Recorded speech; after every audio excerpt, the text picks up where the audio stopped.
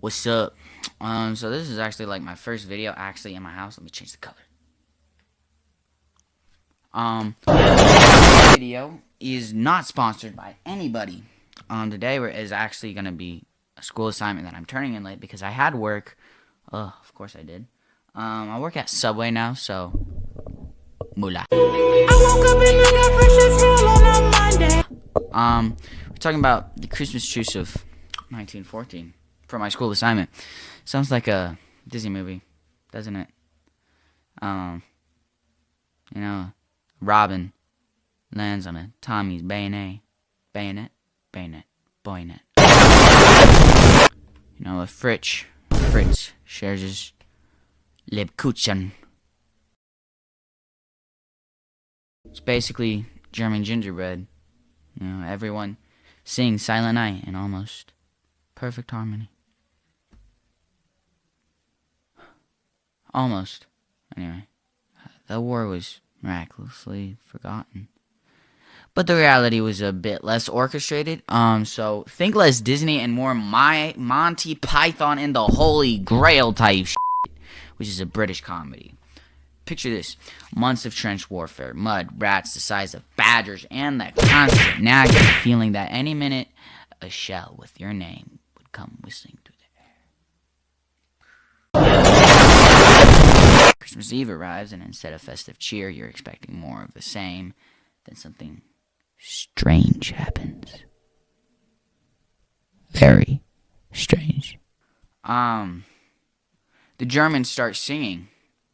Not war songs, like Christmas carols. They're singing freaking Christmas carols during freaking war in trenches, covered in mud, rats looking at them like, give me that cheese. Oh, is that cheese on your boot? Let me get that boot. And it was like proper, traditional, slightly, really creepy. Christmas carols are creepy. It was, the British people were like, oh, it's just a trick by the Huns, which are German people. They were trying to lure them into the machine gun nest. Totally not MGK. They responded! The British people responded with carols, bro. There's carols all around them. Carols this, carols that. I mean, who can resist a good sing-along? Especially when the alternative is staring at a rat nibbling at your boot. Definitely not me. I am gonna stay crashing out. The official accounts made it sound like a dignified exchange of festive greetings, like, "Oh,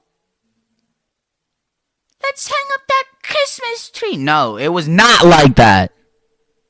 I imagine it was more like a slightly drunken karaoke night in a ditch, right? In a ditch.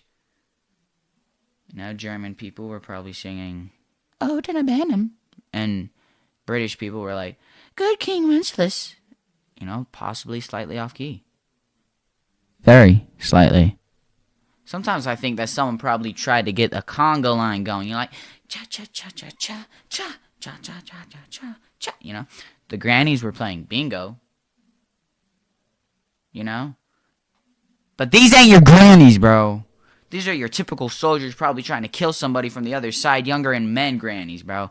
The grannies weren't old, they were younger. And they weren't grannies, they were men. Yeah. The next day, which was Christmas Day, in case you guys didn't get that, it was truly frightening. Like, really frightening. Soldiers started climbing out of their trenches, not to fight, but to socialize.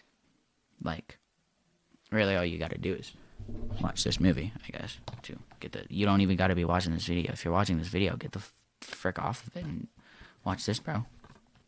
I'm gonna set it down gently. I liked it. It was a good movie.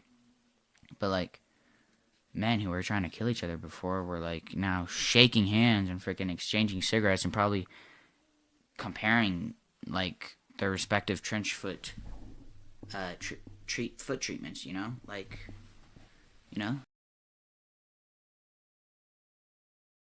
they even did footballs stuff. I mean, picture that. A bunch of people who haven't slept properly in months, caked in blood, and armed with rifles suddenly deciding to have a kickabout in no man's land. I'm picturing it a chaotic mess of flying limbs, missed tackles, and probably a lot of swearing. Lots of swearing. And the ref was also probably a brave field mouse. R.I.P. Of course, the truce couldn't last. Nothing lasts. The top boss, the top one, predictably put a stop to everything. Imagine the paperwork. The war resumed. The Christmas truce of 1914 remains a Christmas miracle, a beautiful moment in history. You know, I like to think of this war as a testament to the fact that even in the most horrific of circumstances, human beings are capable of surprising acts of kindness, loyalty, and a good old-fashioned sing along. It's also proof that sometimes the best way to win a war is to have a sausage, a song, and a surprisingly so.